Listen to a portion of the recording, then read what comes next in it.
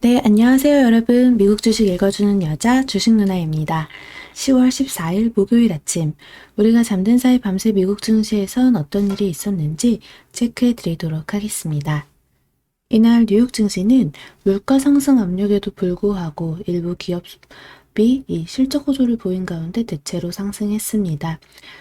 다우 지수 그냥 보합해서 이렇게 끝났는데 여기 S&P 500 지수 0.3% 상승했고요. 나스닥 지수도 0.73% 상승하면서 거래 마감되었습니다. 이날 투자자들은 소비자 물가와 기업 실적 그리고 FOMC 의사록을 주시하는 분위기였는데요.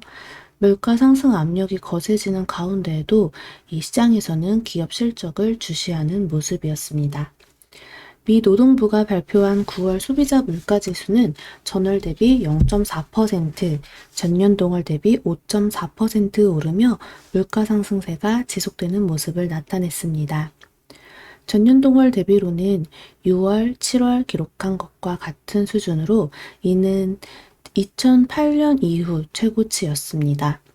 변동성이 큰 음식과 에너지를 제외한 9월 근원 CPI는 전월보다 0.2% 상승했고 또 전년 동월 대비로는 4.0% 올랐습니다. 이에 따라 또 장중 10년물과 2년물 국채금리가 모두 상승세를 보였었는데 이후에 이 10년물 금리는 하락세로 전환해서 1.54% 수준까지 떨어졌습니다. 금리에 민감한 2년물 금리는 0.4%를 돌파하는 등 상승세를 유지하다가 장 마감 무렵 0.36% 부근에서 거래됐죠. 그에 따라 좀 기술주 중심의 이 종목들이 그래도 금리 하락 덕에 좋은 흐름 좀 가져갈 수 있었다라는 거 체크해 보시면 좋겠네요. 하지만 테이퍼링 우려는 오히려 커졌다라고 볼 수가 있어요. 이날 발표된 그 페드의 9월 FOMC 의사록에 따르면 위원들은 테이퍼링을 이르면 11월 중순 시작하는 방안을 검토했다고 합니다. 회의록은 경제 회복이 대체로 순조롭게 진행된다면 내년 중반쯤 마무리되는 점진적인 테이퍼링 과정이 적절할 것이다 라고 평가했습니다. 테이퍼링이 매달 국채 100억 달러 그리고 주택 저당증권 50억 달러 매입 규모를 줄이는 것으로 시작할 것이라고 지금 나타내고 있습니다. 그리고 이날 발표된 기업 실적은 호조를 나타냈는데요. JP모건은 3분기 조정 주당 순이익이 3.74달러를 기록해 시장 예상치 3달러를 웃돌았습니다. 영업수익도 304억 4천만 달러로 예상치인 298억 달러를 상회했죠. 그리고 블랙록은 3분기 순이익이 16억 8천만 달러, 주당 10.89달러를 기록해 전년 동기 대비 23%나 증가했습니다. 시장 예상치도 당연히 웃돌았던 수치였고요. 델타항공은 조정 EPS가 30센트를 기록해 시장 예상치인 15센트를 웃돌았고 정부 보조금을 제외하고 팬데믹 이후 첫 수익 전환에 성공했습니다. 다만 연료비 상승으로 4분기 수익성 우려가 좀 커지면서 주가는 하락세를 나타냈죠. 이제 JP모건도 너무 좋은 실적은 발표했으나 주가는 또 다르게 움직였다라는 거 하락했거든요. 근데 뭐 너무나 항상 좀 자주 일어나는 일이죠. 이제 또 앞으로의 흐름 좀 계속해서 실적 발표하는 종목들 체크하면 좋겠습니다. 여기 JP모건 2.64%나 밀리면서 마감이 되었습니다. 자, 그리고 또 연준이 발표한 그 FOMC 의사록에 따르면 좀 위원들이 자산 매입을 축소하는 테이퍼링을 11월 중순이나 혹은 12월 중순에 시작하는 방안을 논의한 건데요. 또 그리고 내년 중반에 테이퍼링을 종료하는 것이 적절할 수 있다라고 언급을 했고 테이퍼링 방식과 관련해서 매달 이 국채 100억 달러 그리고 MBS 아까 말씀드린 주택저당증권 50억 달러씩 자산 매입을 줄이는 방안을 논의했습니다. 그러면서 이제 또 국제 유가는 어떻게 움직였느냐. 오펙 원유 수요 전망치 하향에 따라서 좀 소폭 하락했습니다. WTI 11월 인도분 가격은 전거래일보다 0.20달러 마이너스 0.25% 하락한 80.44달러에 거래 마감되었죠. 그래도 지금 계속 80불 선에서 유지되고 있다라는 거 정말 강세긴 강세입니다. 그리고 미국 10년물 국채금리가 하락하면서 대형 기술주들이 탄력을 받았고 또 그에 따라서 이 나스닥 지수 종목들 좀 볼까요? 네, 그에 따라서 사실 제일 좀 탄력 있게 움직였던 건 뭐 아마존 같은 애들 1.14% 상승을 했고 또 구글도 마이크로소프트도 1.17% 이렇게 상승하면서 흐름 다시 잘 살려내고 있습니다. 구글 주가도 강보와 사실 애플만 제외하고 기술주들 좀 좋은 흐름 나타냈는데요. 애플 같은 경우는 반도체 부족으로 새로운 스마트 모델인 아이폰 13을 감산할 수도 있다라는 그 감산할 가능성이 있다라는 보도가 나오면서 이 애플이 좀 약세를 보였죠. 하지만 사실 애플 같은 종목은 좀 뭐 오히려 떨어지면 담아야지 하면서 그 대기 매수하는 분들이 많죠. 한번 어디까지 뭐 밀리더라도 막 크게 급락하는 흐름이 나올 것 같지는 않으니까 한번 좀 천천히 흐름 지켜보면서 앞으로 이제 아이폰 13 어떻게 또 관련 기사들 나오는지 지켜보면 좋겠네요. 테슬라 같은 경우도 계속해서 흐름 너무 좋게 가고 있습니다. 전기차 섹터, 즉 우리나라에서도 사실 전기차 섹터, 2차전지 섹터 매우 강하게 가고 있죠.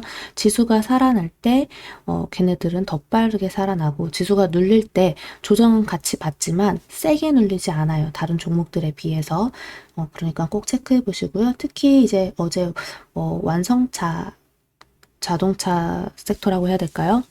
우리나라에서 뭐 현대차, 기아를 비롯한 그런 종목들 흐름 매우 좋게 살아났는데 같이 좀 계속 눈여겨보면 좋겠습니다. 네. 그래서 아까 또 설명드린 대로 JP모건은 좀 실적 발표 하락을 했는데 반대로 블랙록 같은 경우 아까 어마어마한 그 실적을 나타냈잖아요. 예상치보다. 그러면서 3.78% 상승하고 마감이 되었다라는 거. 그래서 정말 약간 어닝 서프라이즈가 발표가 되면은 주가는 확실히 움직일 수 있다. 그러니까 우리는 이제는 우리도 어닝 시즌을 준비해서 꼭 실적이 뒷받침되는 그런 종목으로 쏙쏙 잘 골라서 끌고 가자. 음. 델타항공 같은 경우는 그래서 실적 발표가 됐었지만 아까 말씀드린 대로 4분기 수익성 악화 우려 때문에 마이너스 5%대 하락을 했습니다. 전체적으로 장이 다 괜찮았기 때문에 나쁘지 않았죠. 오랜만에 또 양봉장이었기 때문에 미국장도 이렇게 반등이 이렇게 세게 잘 나와주는 종목들이 있는가 하면 반대로 조금 지지부진한 종목들도 있죠. 근데 그 중에 이제 델타항공 같은 경우는 실적 그 우려 때문에 이렇게 많이 빠졌다. 우리나라 항공주들도 최근에 흐름 매우 좋게 가다가 다시 좀 조정을 받았어요. 그 눌림목에 있는데 눌림목 하단에서는 또다시 좀 한번 째려볼 만하지 않을까라는 생각이 들더라고요. 대한항공 같은 경우는 사실 실적도 너무 좋았고, 앞으로의 실적 여객 수요가 늘어나면서, 기대가 되는 종목 중에 하나잖아요. 물론 대한항공뿐만 아니라 뭐 아시아나라든가 다른 저가 항공들도 마찬가지고요.